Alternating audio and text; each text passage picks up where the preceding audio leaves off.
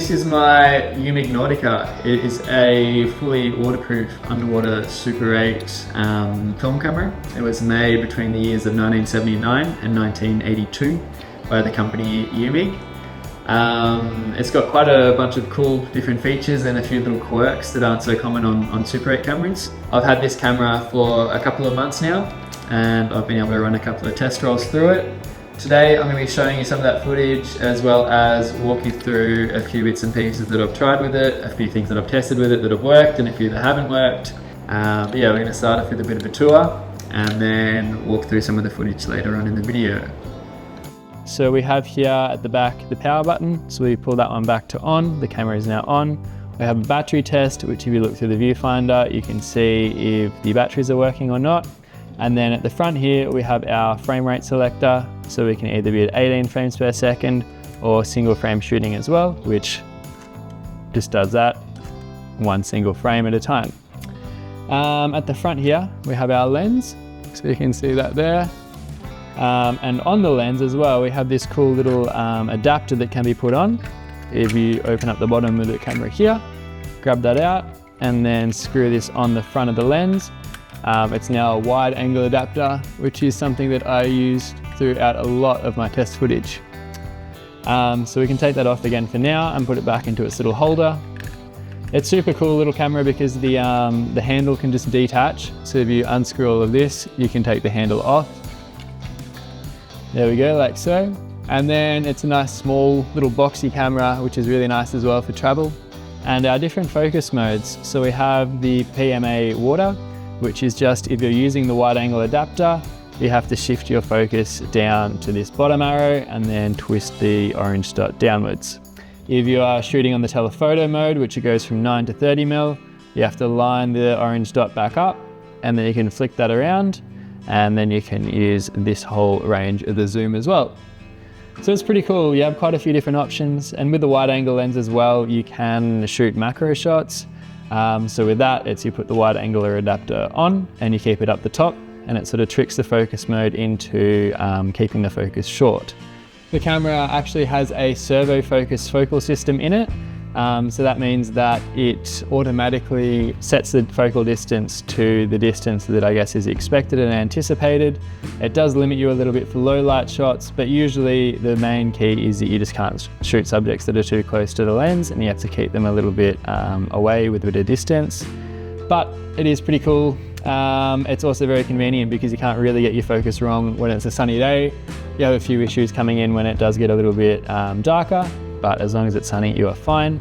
At the top here, we have our viewfinder as well. So this is if you're underwater or even if you're shooting surf or something like that, but you can't look through the viewfinder. Obviously, if you're underwater, you look through here and then you just line your viewfinder up with the orange dot below, kind of like you can see as we're doing now. That's perfect there.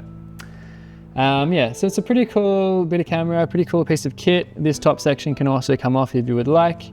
If we open it up as well, we pull back here and then that releases. We have our O-rings around the top and the bottom. So that's pretty cool. You just load your film in here.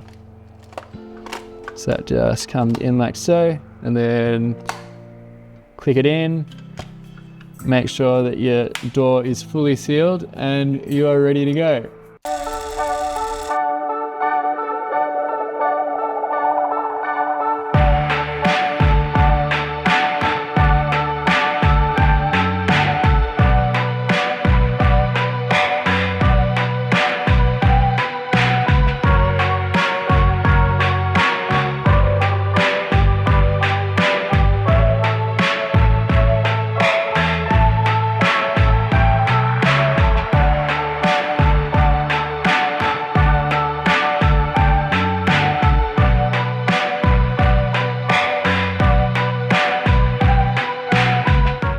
So overall, I'm pretty happy with how the footage is looking. I mean, for some test footage, I'm pretty stoked that, first of all, the camera does work. It's always a point of concern when buying a Super 8. There's a few little bits and pieces. I'm just going to run through this clip now and just do a bit of a breakdown.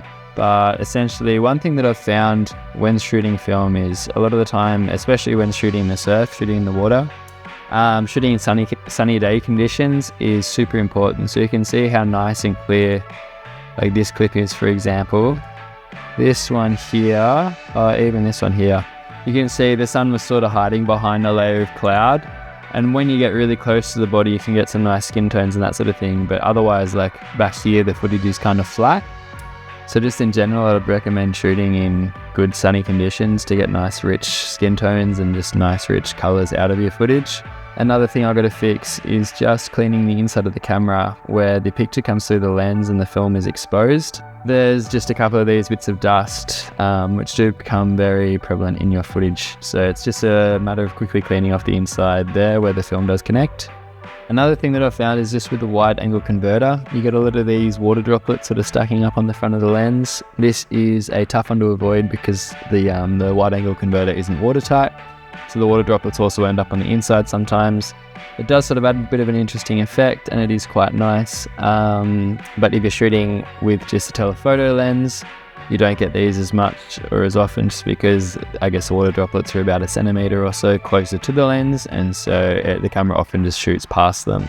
And finally, I've also just enjoyed messing around with the wide angle converter out of the water as well. It's just really nice sort of getting that wider field of view, and I'm really excited to test this out on a bunch of different shots and a bunch of different shoots.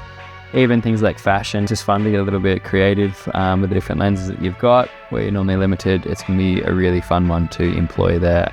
But yeah, super happy with how this is looking. There's just something really special about Super 8 film in the water. I think it's the classic sort of sense of nostalgia, but yeah, really just authentic footage to look at. And to be honest, shooting it is some of the funnest.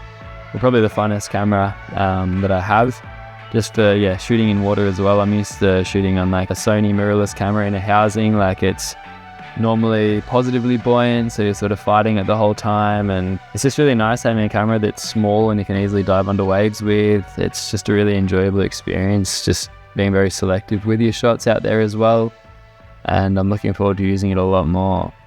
If you have made it this far into the video, I'd like to say a very big thank you for sticking around. I hope you've learnt a bunch and I hope it's been insightful. But yeah, I'm excited to jump into the YouTube journey and bring you guys along for a few behind the scenes looks at some of my shoots and just share a few different travel films and also more of these gear reviews. It's not really a gear review, I guess, if the gear's been tried and tested for many years, but yeah, I'm excited to bring you along for the journey nonetheless, as it's more me learning and me sharing that side of things with you. Yeah, so please do subscribe, and if you made it this far into the video, thank you again. I do appreciate your support. Please do comment below any ideas that you might have for future videos, any questions you might have, any other things that you might like to learn.